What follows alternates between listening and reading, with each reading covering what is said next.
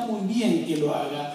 Y al mismo tiempo quiero decir que eso no nos debería llevar a tener ahora una teoría o una idea ingenuamente estatalista en reemplazo de las ideas ingenuamente antiestatalistas que teníamos 2 o 3 décadas atrás. Sería una torpeza muy grande eso. Sabemos bien que el Estado es un problema, entre otras cosas porque Carlitos escribió lo que escribió y nos enseñó suficientemente que el Estado, por supuesto, encubre y reproduce relaciones de dominación del hombre sobre el hombre, patatín, patatán. Pero si algo hemos aprendido con mucha dureza en la Argentina y en toda la región, es que del otro lado del Estado no está la libertad.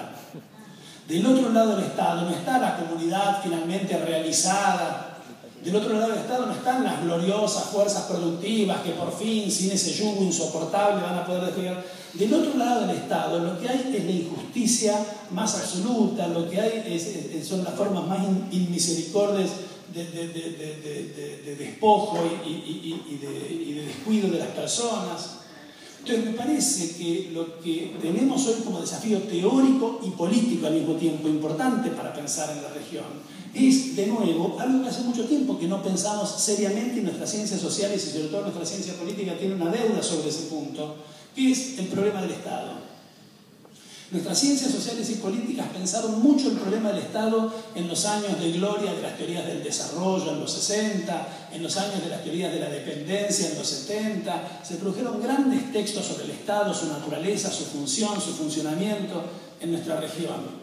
Desde los años de la transición democrática hasta acá, más bien nos hemos ido olvidando del problema del Estado porque siempre lo pusimos del lado de las cosas malas de la historia y de las que no queríamos pensar. En los 80 nuestra teoría sobre la democracia era una teoría sobre el sistema político, no sobre el Estado.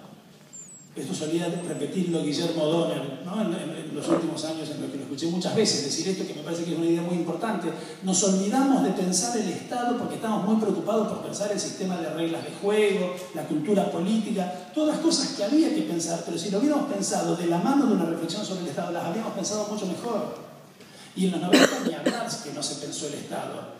Se lo llevaron puesto, por lo menos en alguna de sus dimensiones más importantes, más protectivas de derecho, más de garantía de los lazos sociales más elementales, y no fuimos capaces de desarrollar una crítica consistente. Nuestras ciencias sociales alguna vez deberán hacer una dura autocrítica respecto al modo en que no estuvieron a la altura de la condena que merecía el proceso de destrucción de este país que tuvo lugar en los 90, mientras las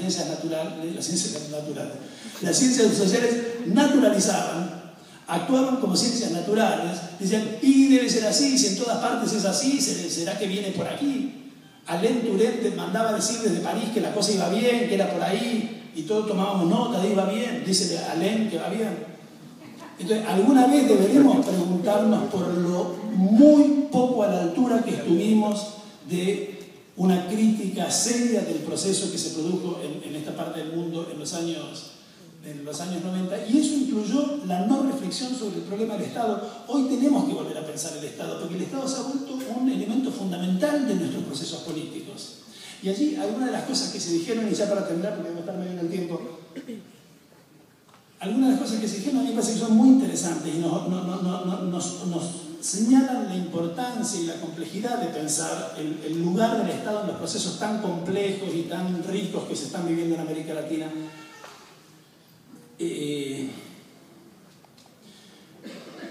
Hay algo que es característico de los grandes cuerpos de ideas del siglo XIX y del siglo XX que heredamos y en el interior de los cuales en un sentido importante seguimos pensando, que es que las fuerzas activas, democráticas, promotoras de nuevas situaciones, de cambios deseables en las sociedades, surgen de la sociedad, no del Estado, frente al Estado y muchas veces contra el Estado. El Estado es en general interpretado en nuestras grandes tradiciones liberales, anarquistas o socialistas, y ciertamente en las marxistas, como algo que obtura, como algo que traba, como algo que impide, como algo que interrumpe, como algo que asfixia, como algo a lo sumo en el interior del cual hay que dar un combate de trincheras para tratar de ocupar allí también. Pero en principio el Estado está claramente del lado de las cosas que obturan en la historia. Y Y a mí me parece que una parte importante de la gracia que tienen los procesos latinoamericanos en este momento es que nos obligan a revisar ese asunto.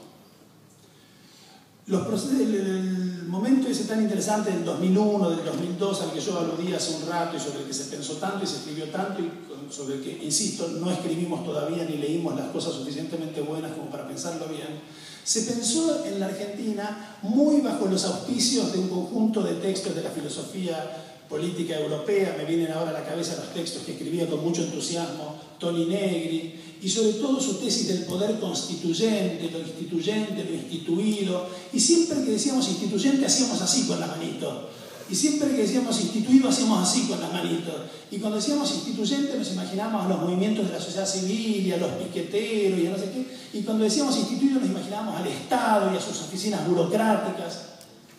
Algo interesante de lo que está pasando del 2003 para acá, por lo menos en Argentina, pero creo que en otros países también, es que a partir de distintas articulaciones con sectores dinámicos de la sociedad civil, sin duda, pero las iniciativas más conmocionantes de los órdenes establecidos, los movimientos más rupturistas, los poderes más instituyentes, los movimientos más instituyentes, no están saliendo de los sectores más dinámicos de la sociedad civil, sino que están saliendo muchas veces de los despachos más elevados del aparato del Estado. En la Argentina no había un movimiento de mucamas organizadas pidiendo por los derechos sociales y previsionales, que en cambio se le dieron desde la cima del aparato del Estado a un sujeto social que no lo reivindicaba, entre otras cosas porque no existía como sujeto organizado. Eso es muy interesante y nos obliga a pensar.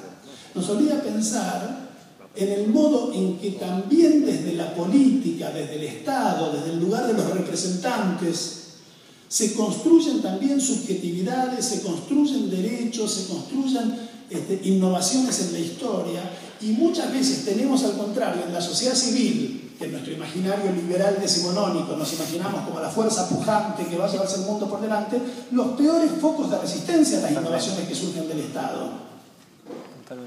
A eso me gusta llamarlo, y alguna vez lo caractericé, una vez lo hice frente a una colega francesa que después me retó, me dijo, no, olala, usar las categorías con precisión, porque a eso me gusta llamarlo jacobinismo.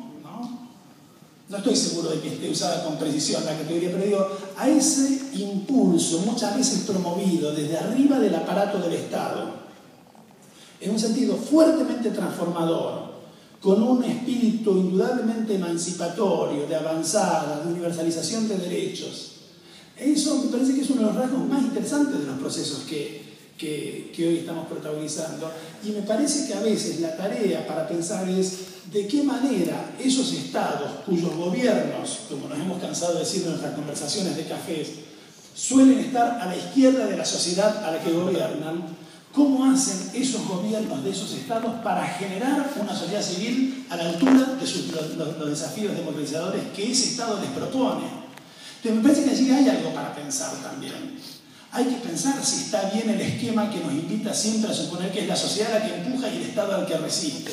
En un momento en que en América Latina tenemos, no solo en la Argentina, sino en varios países, estados gobernados por grupos muy consistentes, ideológicamente muy estructurados, políticamente muy de izquierda, que están definitivamente más avanzados que las sociedades a las que no consultan mucho, y uno a veces tiene ganas de decir, pero le dicen voz baja porque es políticamente incorrecto. Por suerte.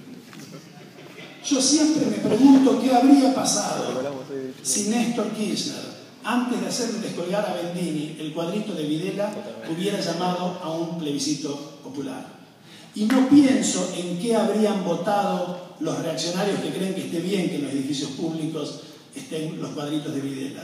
Pienso en qué habrían votado todos nuestros amigos progresistas, a los que ya escucho diciendo, che, pero es el momento, si la economía está bien, no sé si el pueblo está preparado, ¿por qué no lo dejamos para después? ¿Para qué irritar a estos caballeros?